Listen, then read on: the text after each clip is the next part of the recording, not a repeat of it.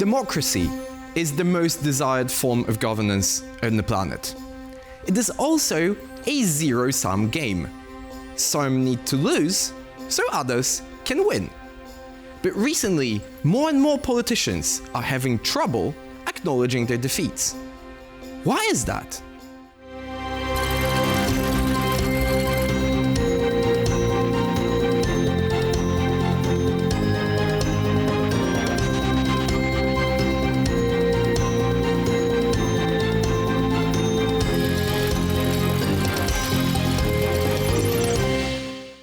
Good evening. My name is Mateusz Mazzini, and this is Wide the View. Our main story tonight focuses on losers. Being able to acknowledge the fact that you lost against a rival was once an integral part of any democratic vote.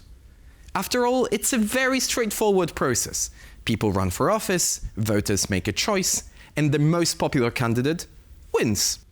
But in recent years, things have become a little more complicated. Time and time again, we hear of politicians who refuse to concede a lost election. They point to foul play, election interference, and political manipulations, often without any evidence. Our first report tonight examines the modern origins of this very problem. November 2000 was one of the most controversial months in the recent history of the United States. The presidential race that year saw Republican George W. Bush running against the Democratic candidate Al Gore. Polls consistently showed the two going neck and neck. In Florida, a key swing state in that election, the frontrunner changed 9 times in the final month before the vote. On election night, the TV networks initially called the race for Al Gore. But when his lead shrank to fewer than 2,000 votes, most of the networks retracted their statements. They said the vote was too close to call and refused to announce a winner. Eventually, Florida was carried by Bush with a razor-thin margin of 537 votes. But Gore didn't concede. Love to go away. For 36 days, he continued to demand a recount by hand. Officials denied his request and carried out an automatic one instead. The dispute ended in December, following an intervention by the U.S. Supreme Court. George W. Bush was officially recognized as the new president of the United States. Gore eventually acknowledged his defeat, but as he said himself, only for the greater good of the country. Since then, losers of US elections have refused to concede on numerous occasions. In 2016, Hillary Clinton only conceded upon the request of President Barack Obama. Donald Trump has never accepted his defeat in the 2020 race, and it's a trend gaining steam all over the world. Why do we see more and more politicians refusing to accept their electoral defeats? What does election interference actually mean? And what are you supposed to do when the system is rigged against you? Those are fundamental questions for the future of our democracy, and we'll try to answer them with the help of our experts. I'm pleased to say joining me tonight are David Goodhart, founder of Prospect Magazine, and Nina dos Santos, former Europe editor at CNN. Good evening, both of you, and welcome to Wide the View. Good evening. Thank you. And David, I want to begin with you straight away. This is probably not what most of us expected the electoral night in the United States to unfold, not just in terms of Trump's victory, but also how quickly we got the results. In general, I think it's fair to say it was a landslide in favor of Trump and Republicans in both houses of Congress. But Kamala Harris has had some major difficulties acknowledging the fact that she lost. Does that, in your opinion, confirm the trend that we actually do have more and more politicians having trouble acknowledging their electoral defeats? And where do you think this trend comes from?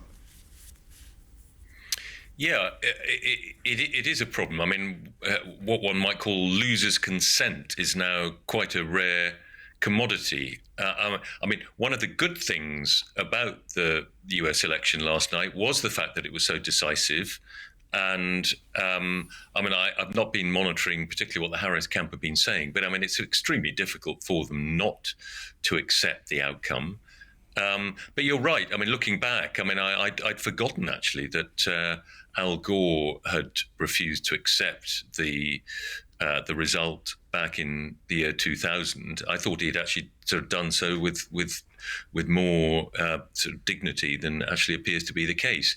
But it does seem to have, it's something that's got worse. And of course, it's both a product of, it's a sort of expression of our more polarized politics. I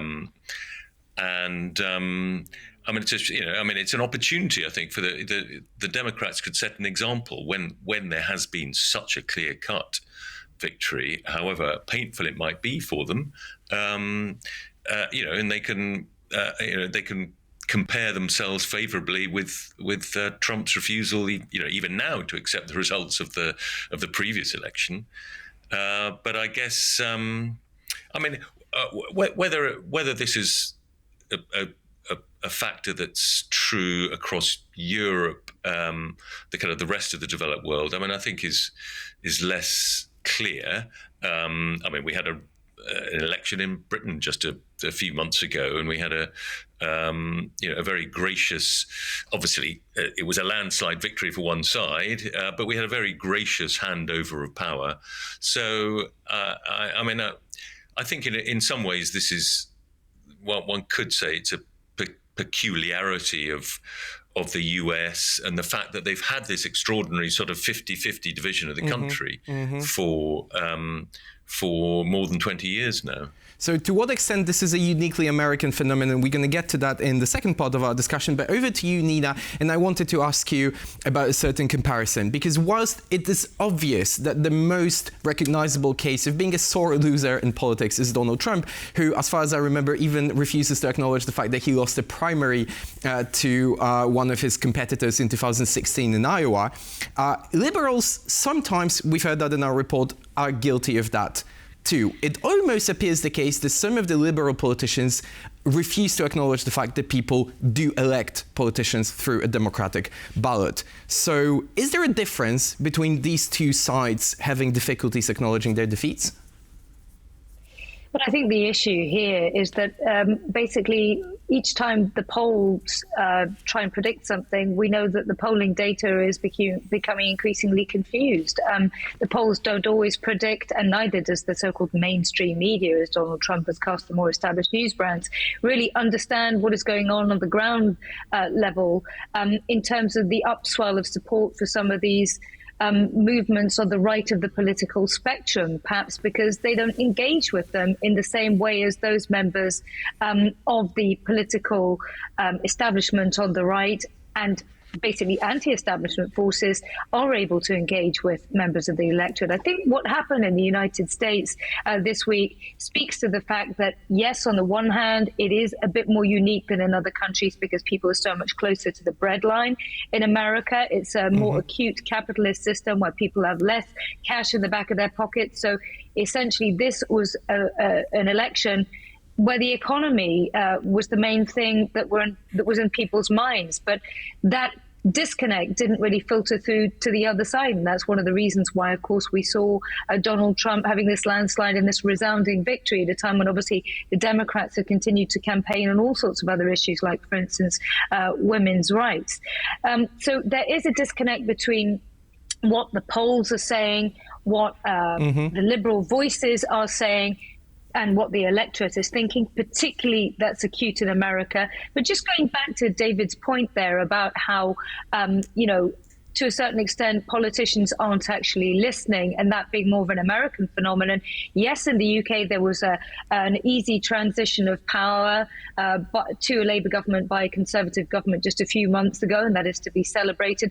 But over in places like France, where Emmanuel Macron pulled the political torpedo, called an early election that he didn't need to, and then saw the vote in a second round fractured three ways, he ended up doing the opposite. He ended up nominating a conservative prime minister from the weakest party that fewest people supported, when people voted on the far left and the further right of the political spectrum. So on that note, I'm going to jump on this. That people don't always listen. That is true. I'm going to jump on this, Nina, and stay with you for a little bit, because in the number of pieces that you produced yourself in the run-up of this election, you've mentioned, or you predicted, an avalanche of legal challenges. And that was obviously working under the assumption that Donald Trump would lose and then subsequently challenge the result of the vote. With such a clear-cut victory of Donald Trump, do you still think there will be legal challenges to the result of the presidential vote in the US? No, I think this is more or less a resounding victory for Donald Trump. I mean, not only did he get the keys to the White House, he won the popular vote, and his party also got control of the Senate. And remember that his own conservative movement has the balance of control in the Supreme Court since the first time he was in office. So, no, I think that this, we will obviously see a transition of power on January the 6th, that, the Democrats will not put up a fight. Because this is a democratic exercise where the United States, the lion's share of the electorate, have decided to vote in favor of the Republican presidential candidate. Donald Trump is the US president-elect, and we should celebrate, irrespective of which side anybody stands on the political spectrum, the fact that the world's most important Western democracy has done this despite the fact that people were concerned that there might be huge amounts of legal challenges that could cause backlogs in the courts, and that there could even be the spectre of civil violence. Thankfully, none of that has happened, and that needs to be celebrated, I suppose. Absolutely. And back to you, David, following up on your previous point, because you extended the reach of our discussion already into Europe. For obvious reasons, we're focusing tonight on the United States. But do you think that Europe, particularly with countries that are less consolidated as democracies like Georgia, or have a populist incumbent like Hungary, that phenomenon could spread into the old continent as well?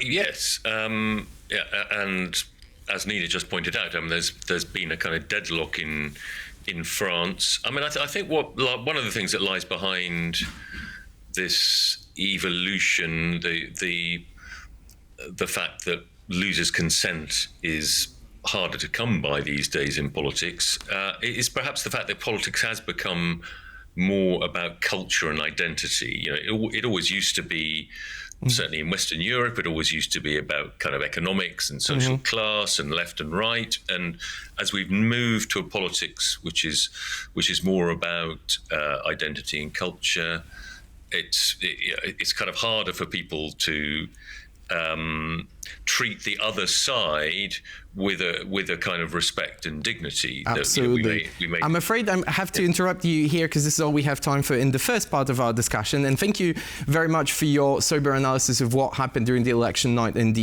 US. But we all know that systemic challenges to our democracies reach way beyond United States and Europe. So let's have a look at other examples. While the nature of the democratic vote has remained consistent, the tools we use to practice politics have changed. It is now possible to influence voters' decisions through a whole range of methods that did not exist before. But do all of them undermine the fairness of the electoral process? Let's find out in our next report. After the fall of the Berlin Wall in 1989, many countries in Europe went through a period of democratic transition. The new system meant that everybody who accepted the rules of the game could rise to power. It also applied to former communist parties, provided they purged their political platforms of any totalitarian ideology.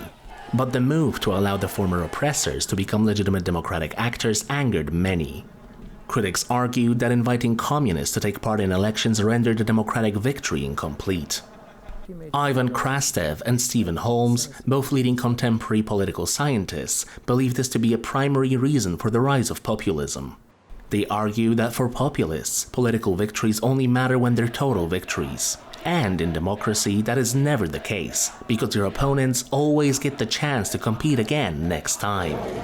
Struggling to accept defeats and seeking an all-out triumph, many politicians have begun to question the integrity of the electoral process. Some, like Nicolas Maduro and Jair Bolsonaro, have issued statements about hacking attacks on election machines. Others, including Donald Trump, have accused their opponents of manipulating the vote count. But there are also more complex, less black and white claims. Liberal parties in Poland, France, and Italy have complained they lost elections due to right-wing disinformation on social media. In India and Hungary, populist leaders have significantly altered electoral rules to foster their own chances of victory.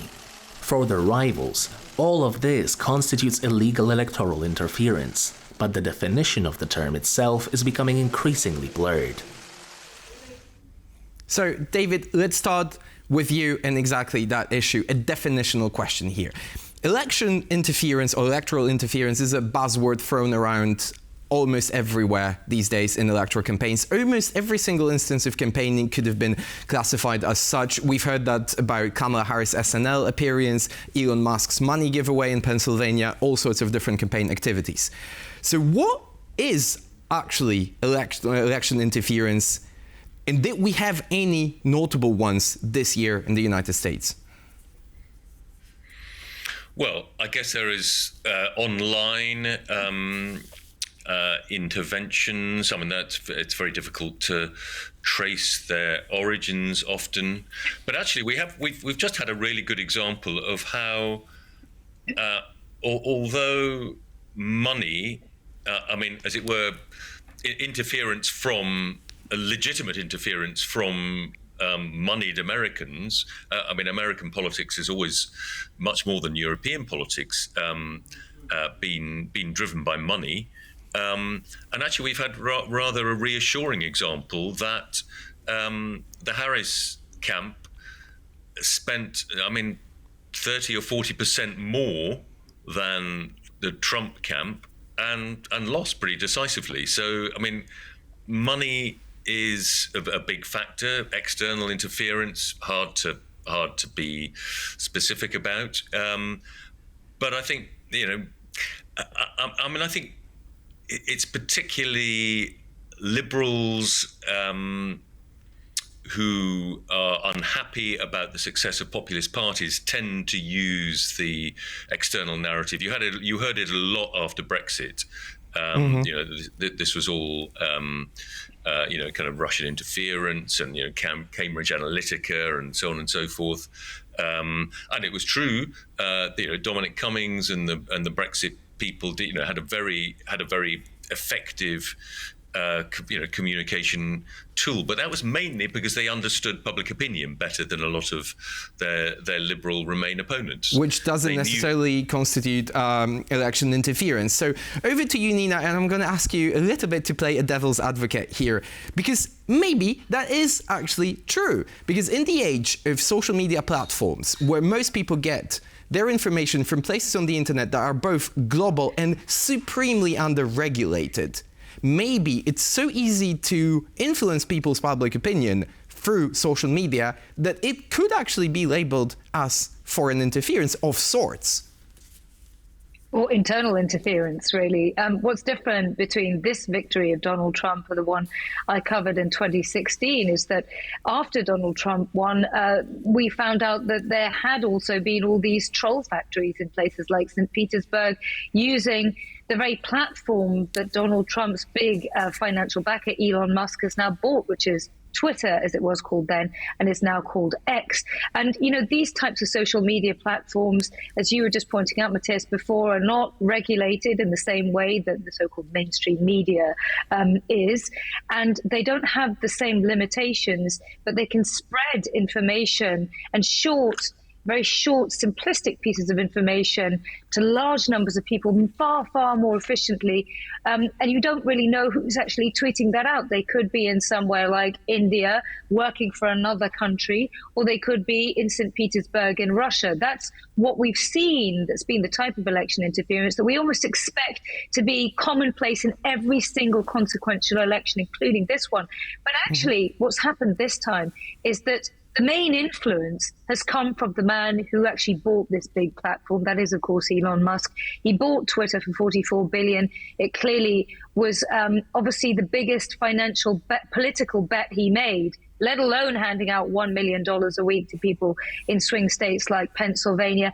Buying Twitter was probably the most effective thing. to continue to give Donald Trump the platform that he had in 2016 that helped him win that election. So let's see I suppose this has been insured. So let's see whether he's going to get a decent return on investment in that regard. But looking into the future a little bit, and on that note, I want to move back to you, David. I'm looking at some of the most interesting numbers from yesterday and also from the campaign.